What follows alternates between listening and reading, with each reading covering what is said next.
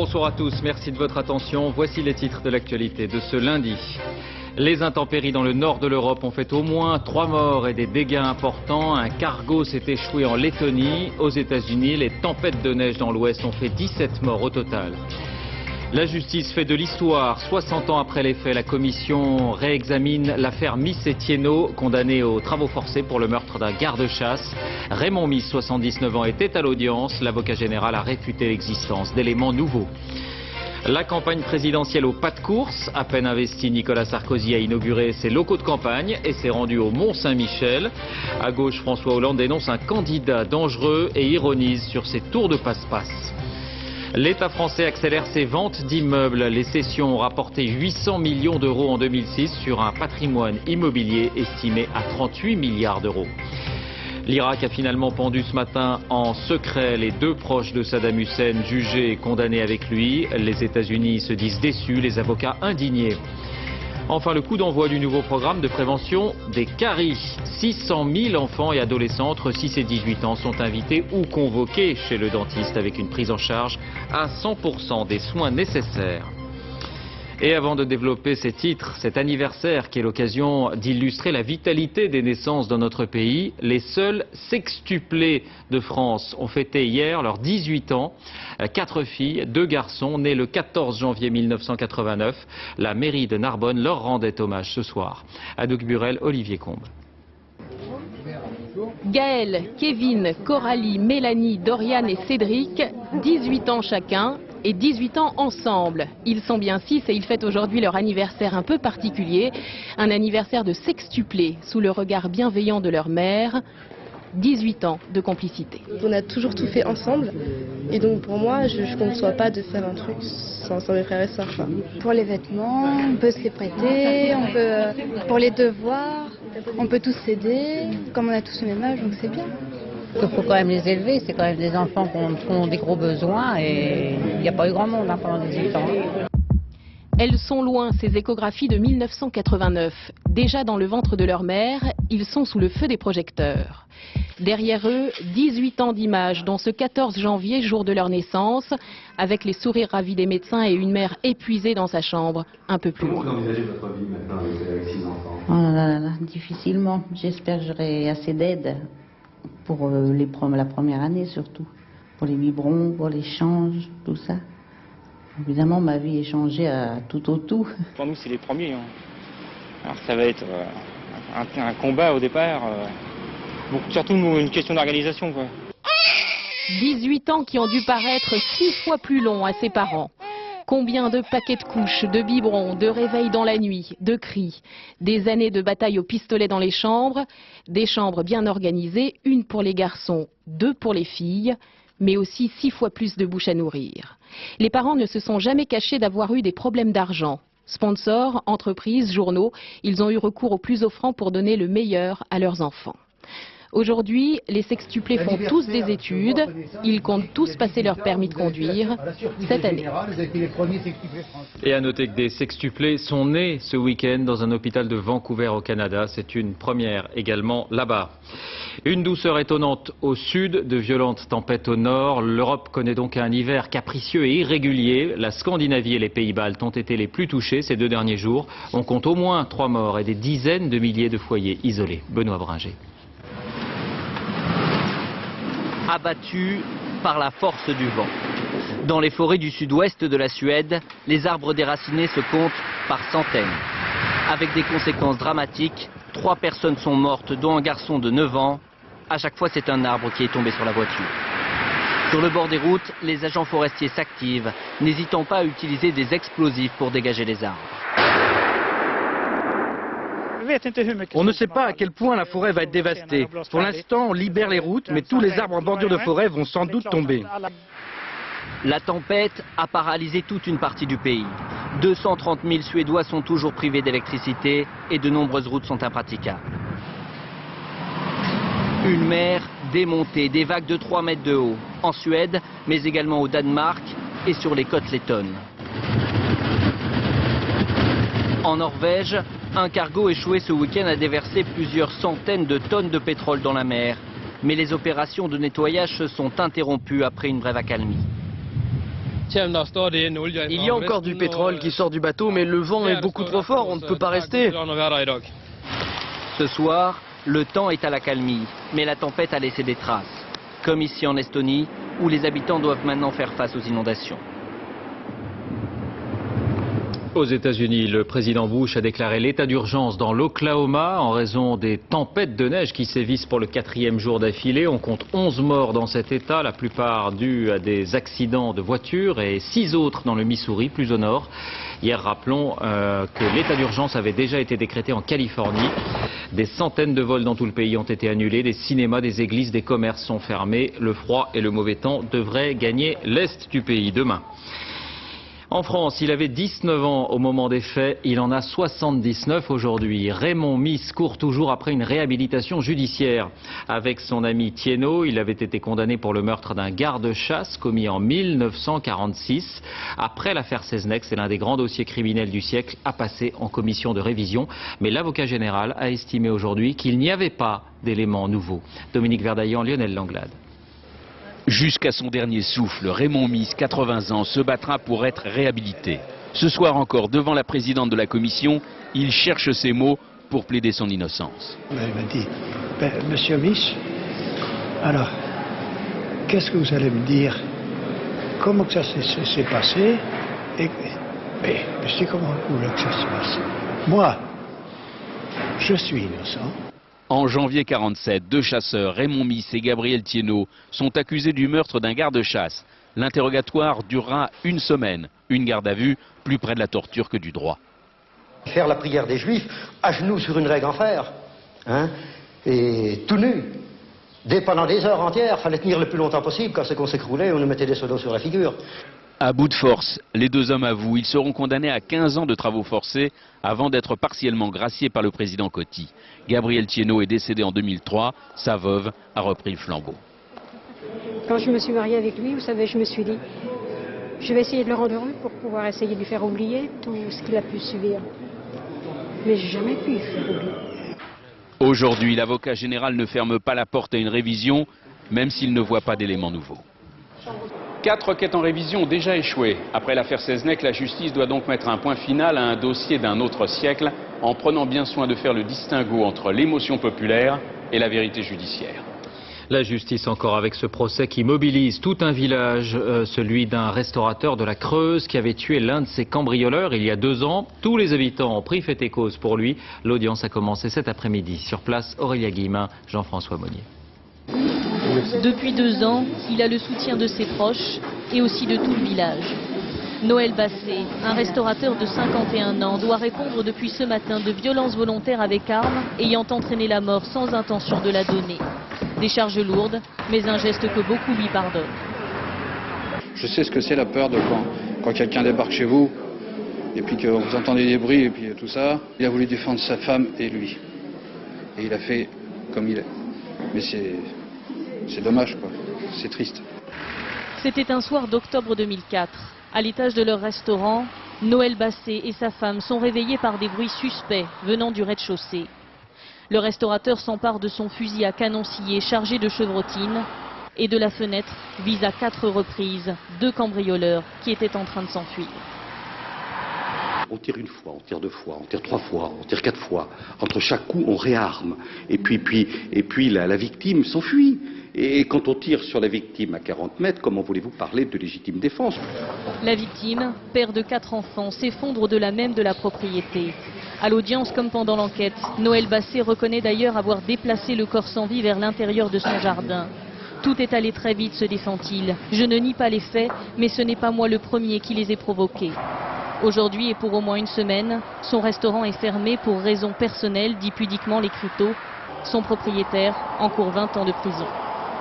Ça n'était plus arrivé depuis 4 ans. Un convoyeur de fonds a été tué dans l'attaque d'un fourgon blindé aujourd'hui à Metz. Attaque particulièrement violente puisque les assaillants ont utilisé un lance-roquettes et de l'explosif. 2 autres convoyeurs ont d'ailleurs été grièvement blessés. De sources policières, le butin ne dépasserait pas 20 000 €. Jenny Briffa, Rémi Poissonnier. Prise au piège entre 2 voitures. Le scénario a été minutieusement préparé. Peu avant 14 h, le camion blindé fait sa tournée de collecte. À l'approche d'un dos d'âne, il ralentit. Les 2 voitures lancèrent Une troisième arrive, à son bord 4 hommes armés. Témoin direct de l'attaque, une habitante encore terrorisée a accepté de nous parler à visage caché. J'ai vu la fourgonnette au milieu, bloquée de 2 voitures de chaque côté et 4 personnes sorties avec des cagoules et des mitraillettes. Et ils ont tiré sur la fourgonnette et après ils ont mis une charge pour faire exploser la porte. Et j'entendais les cris des personnes qui étaient à l'intérieur de la fourgonnette qui criaient au secours. À l'intérieur du fourgon, un convoyeur est tué. Ses 2 collègues sont grièvement blessés.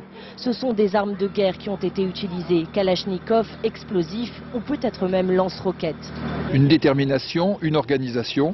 Nous sommes exactement dans le créneau de la criminalité organisée, de la très grande délinquance.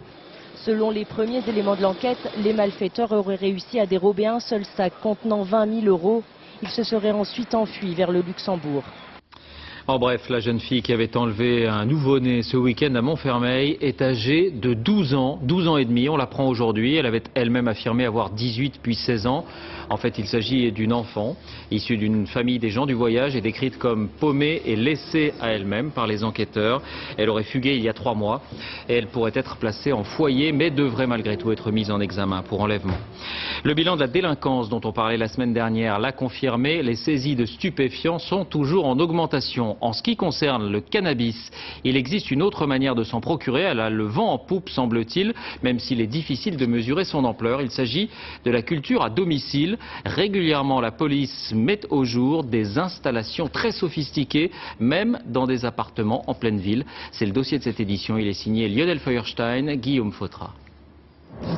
Rendez-vous en pleine campagne à quelques heures de Paris.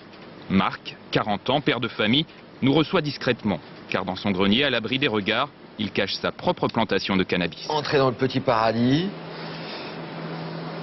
Oups. Voilà. La salle avec les quelques petits pieds qui sont en fin de floraison, là, 60 jours. La salle à côté. En tout, Marc dispose d'une vingtaine de pieds. En peu de temps, il a aménagé ici une serre d'intérieur.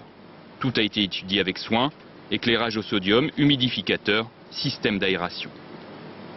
En 15 jours, 3 semaines, on a trouvé les réglages pour que la pièce soit effectivement à 20-23 degrés. Et l'hydrométrie, il ne faut pas dépasser 60%, quoi.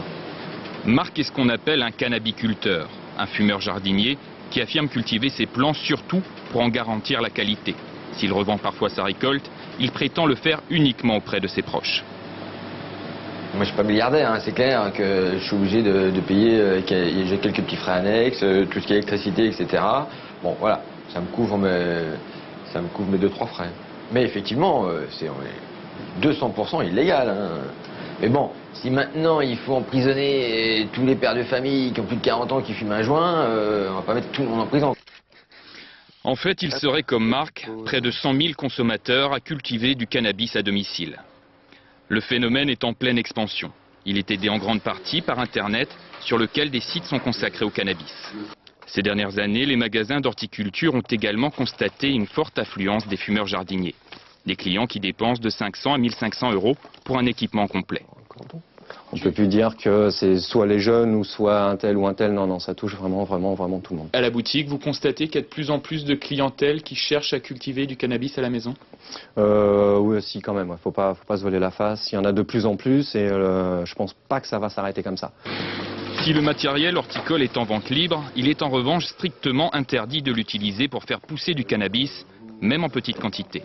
Le code pénal considère que la production ou la fabrication illicite de stupéfiants est passible de 20 ans de prison et 750 000 € d'amende. Mais en pratique, les peines sont beaucoup moins sévères. Il est évident que les tribunaux n'appliquent pas cette peine-là aux individus qui sont interpellés avec une production de quelques plants à domicile. Généralement, l'infraction est correctionnalisée et ils sont plus traités comme un usager producteur que comme un véritable producteur, comme le serait un fabricant de cocaïne, par exemple. En France, plus d'un demi-million de personnes reconnaissent fumer du cannabis tous les jours. 1 sur 5 avoue avoir du mal à passer une journée sans. Le parquet a requis aujourd'hui 10 mois de prison avec sursis et 1 an d'inéligibilité contre le président socialiste de la région Île-de-France, Jean Pauluchon, pour prise illégale d'intérêt. Jugement le 20 février. Jean Pauluchon qui a demandé au juge de lui rendre son honneur souillé par la presse. Ce sont ses termes.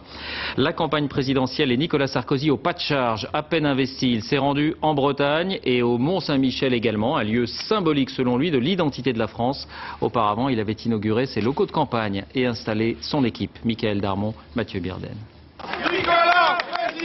Des clameurs inhabituelles sur le Mont Saint-Michel. Après le discours de la porte de Versailles, Nicolas Sarkozy enchaîne sans attendre avec un déplacement aux allures de carte postale. C'est donc la rencontre de la nature, du travail des hommes. En France, c'est un patrimoine international, c'est mondialement connu. Et pendant qu'il tente de rencontrer les habitants de la région, à Paris, les rouages de sa campagne se mettent en place. C'est dans le 10e arrondissement, rue d'Anguin, que la planète Sarkozy prend ses quartiers, non loin des QG de Jacques Chirac et Lionel Jospin en 2002. Claude Guéant n'est plus directeur du ministère de l'Intérieur. Il devient directeur de campagne et s'installe rue d'Anguin. Elle découvre son nouveau lieu de travail. Elle vient de quitter son poste de conseiller chargé de la prévention, place Beauvau. Rachida Dati, magistrate, est nommée porte-parole, choisie pour son franc-parler. Comme beaucoup de Français, je suis d'origine étrangère, mais il ne m'a pas réduit ni à une origine, ni à une spécificité. Il a vu le travail que j'ai fourni. Elle fera tandem avec Xavier Bertrand, le ministre de la Santé, qui dès hier soir enfilait son nouveau costume. On est dans la logique de rassemblement, c'est celle de Nicolas Sarkozy. Ramayad, chargé de la francophonie à l'UMP, pourrait rejoindre l'équipe de campagne.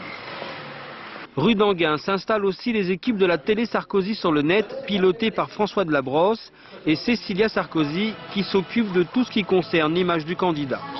Mais la campagne s'organise également à partir du siège de l'UMP, où sont concentrés les moyens et les réseaux d'élus.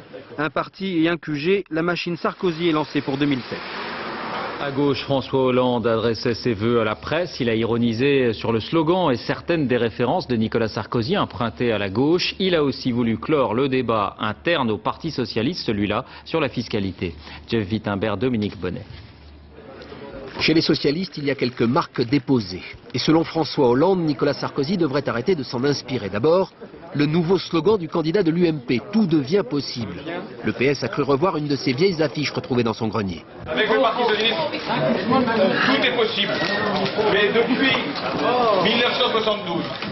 Le parti veut garder aussi ses grands hommes et n'a pas aimé que Nicolas Sarkozy, dans son discours, cite longuement un héros de la gauche. Pauvre Jaurès, s'il avait su qu'un jour, son nom serait cité dans un congrès de la droite française. Sur Nicolas Sarkozy, le verdict tombe sans nuance. C'est un candidat dangereux. Puis, sous le regard vigilant de Jean-Louis Bianco et François Rebsamen, les deux directeurs de campagne de Ségolène Royal, vient la mise au point attendue sur les impôts. À quel seuil de revenus, selon François Hollande, paierait-on davantage?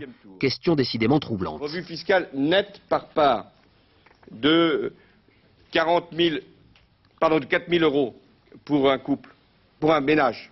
En fait, 4 000 € pour un célibataire, 8 000 pour un couple, 12 000 pour un couple avec 2 enfants. Voilà le projet Hollande et sa conclusion.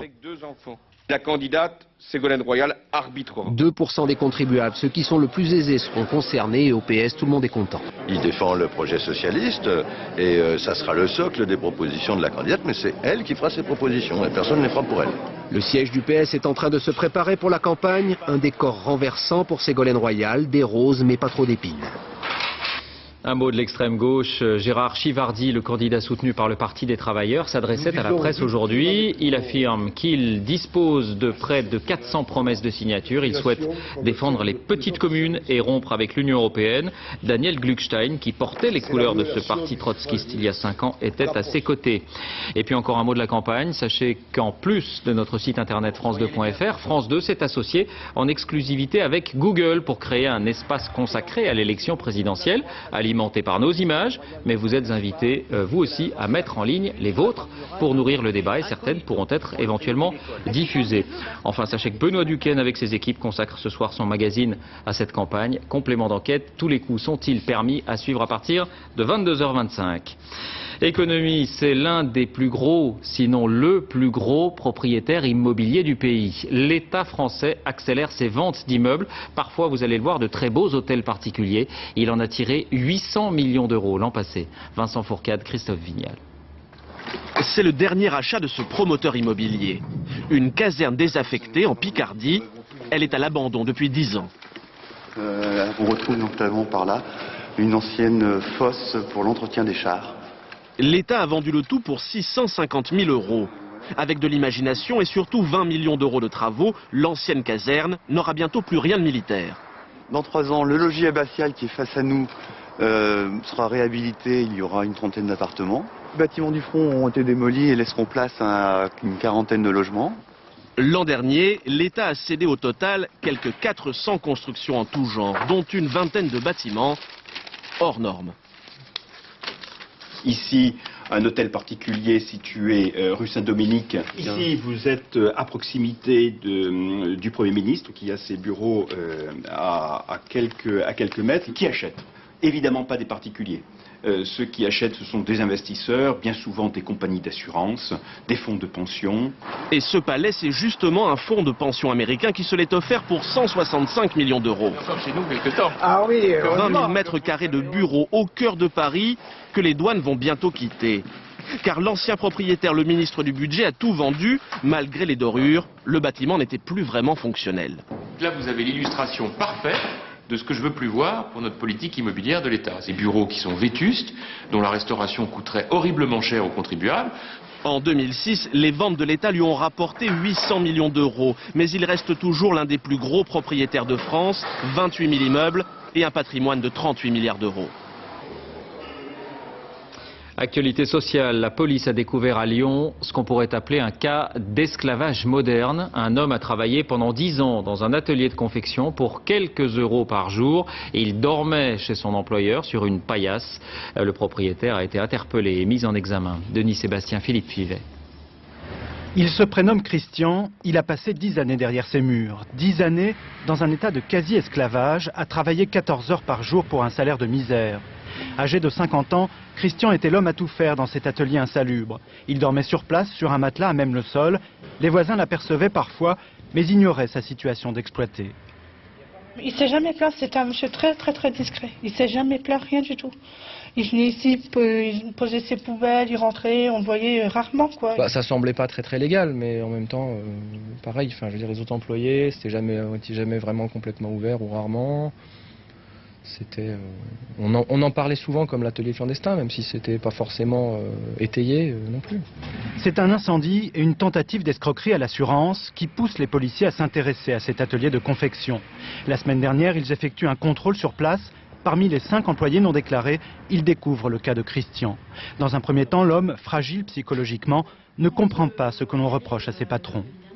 Il voulait pas partir parce que c'était chez lui, c'était son toit et comme il n'était jamais quasiment sorti de là, il pensait pas qu'il pouvait y avoir une vie en dehors et il s'était pris d'affection avec ces gens qui finalement lui fournissaient un toit, lui fournissaient à manger, à boire et une piètre rémunération, mais en tout cas une rémunération. Les employeurs, un couple, ont été mis en examen pour travail dissimulé et atteinte à la dignité de la personne humaine.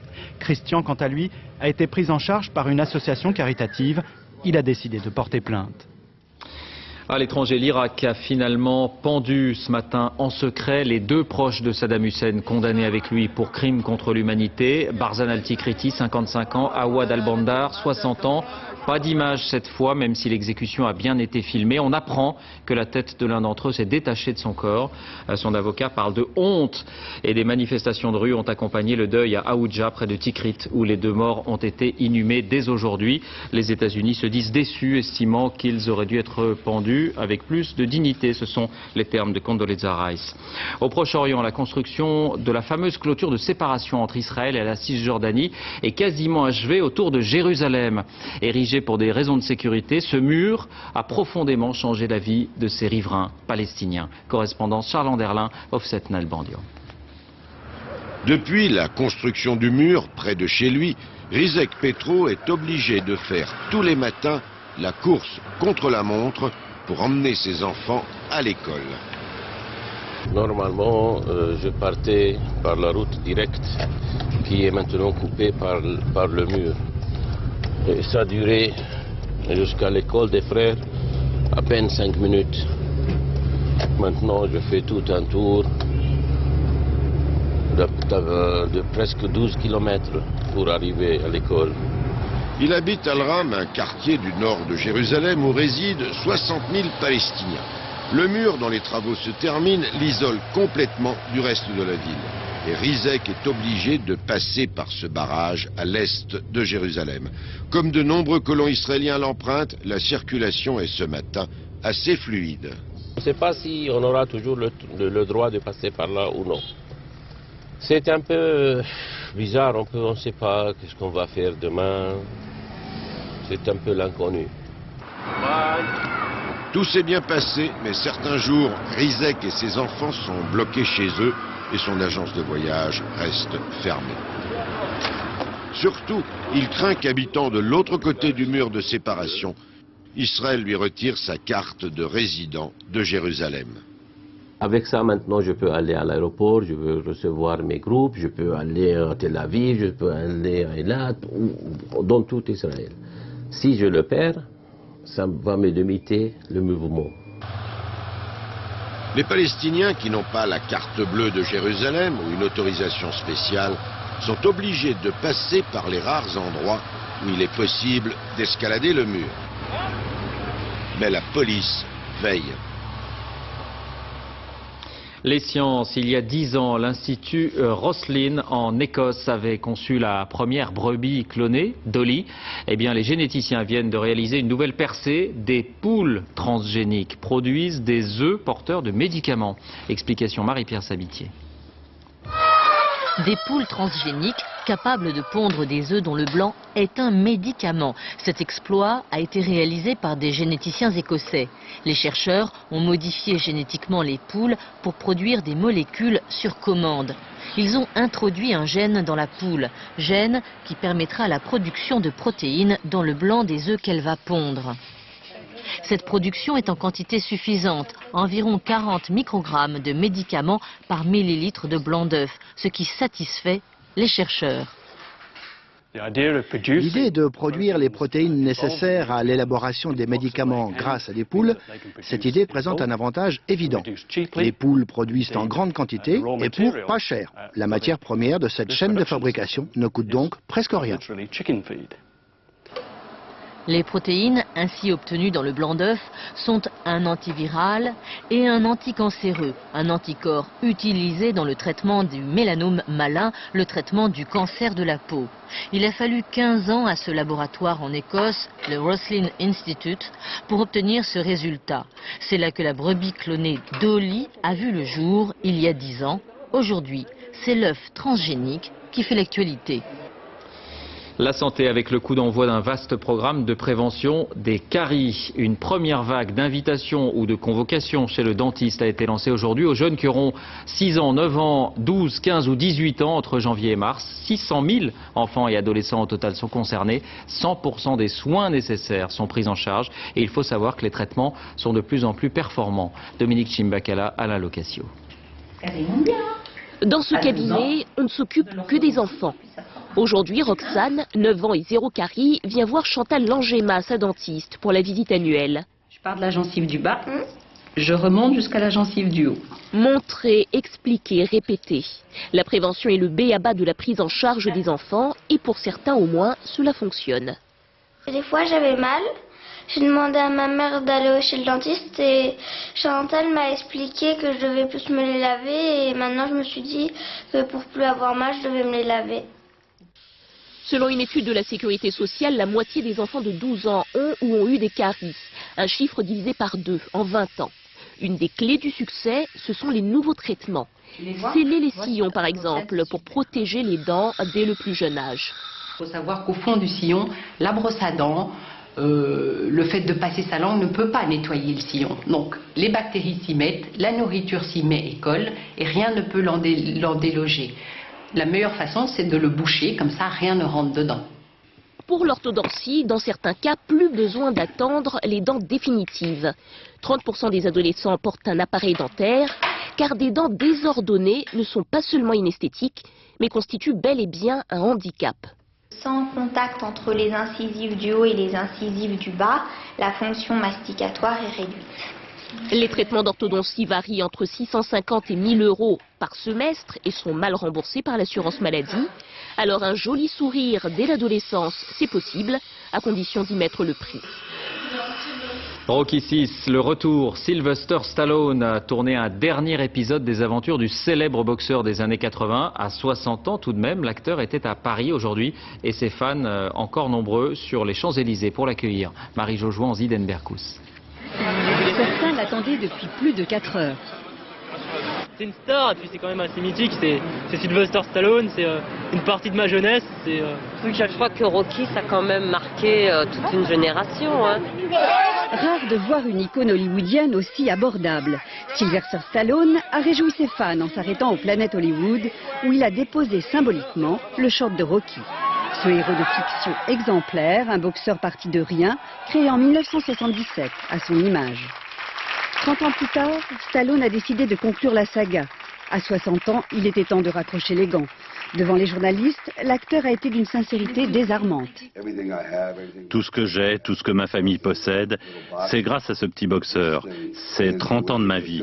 J'ai vécu et je mourrai avec lui. Un boxeur, ça boxe. Et dans ce dernier volet, Rocky a encore la forme. Tant qu'il n'y a pas eu la cloche. La preuve, pour ce baroud d'honneur, Stallone s'est offert un vrai champion de boxe. Aucun coup n'est simulé. On va vous laisser. Merci beaucoup. Thank you very much, monsieur. Pas facile de se séparer du rôle d'une vie. L'acteur était visiblement ému. Ce qui le rassure, c'est qu'aujourd'hui, dans la rue, on lui demande comment ça va, Rocky. Passer du cinéma au théâtre, c'est le pari de Patrice Lecomte. Le réalisateur a choisi d'adapter un de ses films sur les planches. Confidence trop intime, pas vraiment une comédie, c'est l'histoire d'un quiproquo avec sur scène Jacques Gamblin et Mélanie Doutet. Sophie Jouve, Didier Dahan.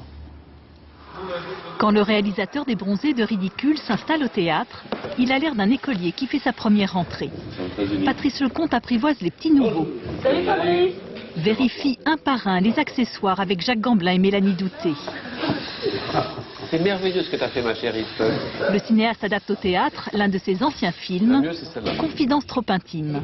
Ça, c'est joli. Il ne s'agissait pas de faire un copier-coller du genre on va vous faire la même chose au théâtre et puis quand on l'aura fait ici, on fera une adaptation pour les marionnettes du Luxembourg et puis quoi encore, non? Il faut que ça fonctionne au quart de tour. Tu te mets en danseuse, donc comment tu fais? Car au théâtre, pas de deuxième prise. Ce qui est intéressant dans ce genre d'entreprise, c'est de prendre le même texte, les mêmes personnages, la même situation, et de voir comment on peut, par la grâce d'un nouveau casting évidemment, comment est-ce qu'on peut donner un éclairage, un parfum complètement différent. En allant chez son psychiatre, Anna se trompe de porte. Et c'est à un conseiller fiscal qu'elle va raconter ses déboires conjugaux. Lui, sous le charme, n'osera rien dire. Vous êtes marié sous quel régime? Ah, je sais rien. C'est important? Ça pourrait l'être. Coupé. Avec ses réflexes de cinéaste, Lecomte construit un rituel pervers et mystérieux. Il me touche plus, on n'a plus de rapport sexuel. Ça doit faire 6 mois qu'on n'a rien fait.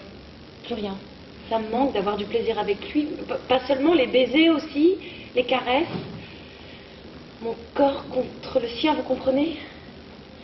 C'est une situation boiteuse, ambiguë, où chacun... où personne n'a de place en fait, et où chacun va la trouver peu à peu. On a l'impression qu'elle est dans un univers très malsain, avec une présence masculine très étouffante qui l'empêche de vivre, et qu'au fur et à mesure de la pièce, elle va s'ouvrir. Méprise, imposture, inversion des rôles. En attendant de surprendre le public, Patrice Lecomte peaufine sa copie avec malice et fantaisie. Allez, en place pour la leçon de twist, allons-y. Sport, c'est fait. Paul Le Guen a été nommé entraîneur du Paris Saint-Germain, où rien ne va plus depuis le début de saison. Paul Le Guen, ancien joueur du club et qui a été applaudi pour son premier contact avec les supporters. Julien Benedetto, Frédéric Basile. Il y a quelque chose de cruel dans le métier d'entraîneur. Pendant que l'exclu fait ses valises, le nouveau est acclamé par une poignée de supporters. Paul Le Guen arrive au chevet de son club de cœur et le contexte parisien ne l'effraie pas plus que ça. Entraîner le PSG, c'est une chance d'abord. faut un petit peu de courage aussi parce que c'est pas évident, la tâche est compliquée. Le Guen arrive à Paris avec un palmarès de premier de la classe. Capitaine du PSG de la grande époque au milieu des années 90, il gagne le championnat, la Coupe d'Europe. Puis il devient entraîneur et connaît la même réussite, 3 titres de champion de France avec Lyon. Pour les supporters, Le Guen est l'homme de la situation. Ah, c'est une satisfaction, un grand soulagement. Maintenant, elle aurait dû venir un peu plus tôt, je pense. La déroute contre Valenciennes samedi au Parc des Princes aura donc scellé le sort de Guy Lacombe, 1 an seulement après sa nomination. Difficile de défendre son bilan, le PSG est ce soir 17e du classement. En 3 ans et demi, Paris a consommé 5 entraîneurs, un petit exploit en Ligue 1. Le Guen arrive avec une mission inédite pour le Paris Saint-Germain, maintenir le club en Ligue 1. Côté terrain, Marseille retrouve le podium, 3e au classement après une victoire face à Rennes. 2-0, but signé Cissé, vous l'avez vu, qui fait décidément un bon retour, et Maoulida un peu plus tard. Et puis l'image du week-end, comme chaque lundi, c'est Maude Fontenoy qui remonte le temps. La navigatrice a franchi le dernier des fuseaux horaires, celui qui fait changer de jour, une ligne immatérielle au sud de la Nouvelle-Zélande. Partie il y a 3 mois tout juste, elle effectue un tour du monde à contre-courant solitaire. Ces images ont été tournées par un hélicoptère à proximité des côtes, avec, vous l'avez vu, un message pour sa maman. Il a été transmis. Madame Fontenoy, vous avez des nouvelles rassurantes de votre fille. C'est la fin de ce journal. Merci de l'avoir suivi. Tout de suite, la météo, Laurent Romeshko. 20h50, un documentaire événement de Daniel Costel et Isabelle Clark, la traque des nazis avec des archives inédites sur la chasse aux bourreaux après la guerre. À demain.